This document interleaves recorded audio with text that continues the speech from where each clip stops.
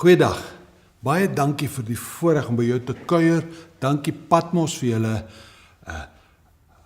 plek wat julle vir ons gee, sodat doof en horend ook kan sien die evangelie van Jesus Christus.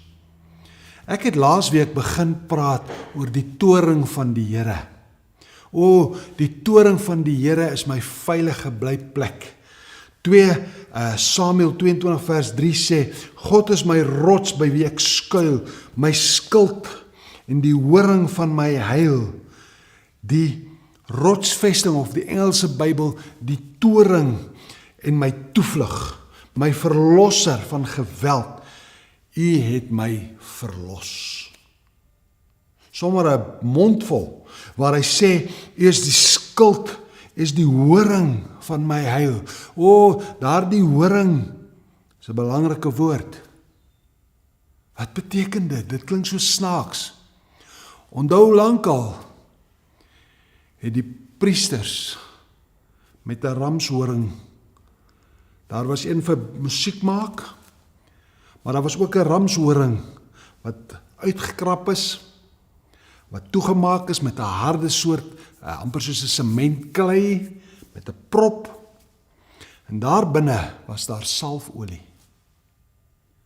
So die horing van my heil is dieselfde as om te sê, die plek van my salwing, want olie was gebruik. Dit is Samuel wat hier skryf, dit is Samuel die profeet, dit is Samuel wat vir Dawid gesalf het as koning, dit is Samuel wat profeteer het dat een uit Dawid se huis altyd op die troon sal sit, hierdie profeet, so daardie salwing is 'n profetiese ding, hierdie horing van u heil, daardie heil is 'n vol woord van u teenwoordigheid, van dit wat u gelukkig maak, dit wat my gelukkig maak. Dit is so volledige woord van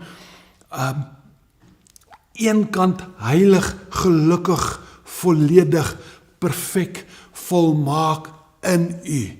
Daardie, so in u, Jesus Christus is die horing van my heil. Deur hom het hy vir my verlossing, redding en al hierdie mooi dinge wat hy sê. So hierdie om te sê, die Here is my toring. Hy is my veilige blyplek. Dit beteken ek kruip weg, ek is veilig in die Here. Hy beskerm vir my. Maar dit bring ook verantwoordelikheid. Daar is 'n salwing, daar is die horing van my heil, daar is 'n salwing wat sê dat ja, ek is veilig in die Here, ek kuier, ek is beskerm by hom, maar dit bring vir my verantwoordelikheid. Ek kan op my toring, op die naam van die Here kan ek staan en ek kan sien. En dit bring 'n verantwoordelikheid om te sê dat ek moet die Here se naam groot maak. Ek moet profeteer, want daardie salwing, weet ons baie goed, is nie terwille van my nie, dis terwille van hom. Ek is die gesalfde van die Here, maar daardie gesalfde beteken een kant gesit, heilig gemaak, gereed gemaak, gestuur om iets vir die Here te doen. Dis nie 'n halwe boodskap van, ja, ek wegkruip by die Here, ek skuil by die Here, hy beskerm, dis alles waar. Maar dit stop nie daar nie. Ek kry al daardie sodat ek vir die Here iets kan doen. Veilig by hom. Ek is heilig gemaak by hom. Ek het iets om te doen in sy koninkryk. So 'n toring is nie net 'n plek van beskerming nie.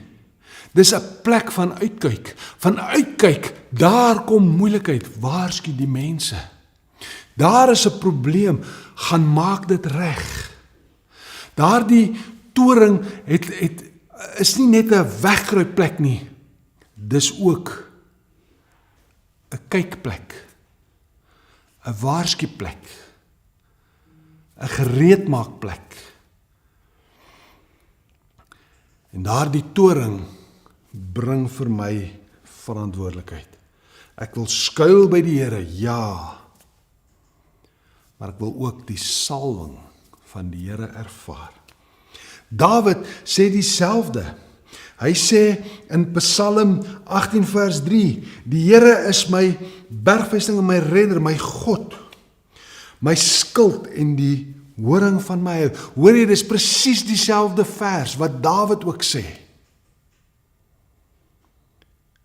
En ek hoop jy wil vandag saam met my dit sê.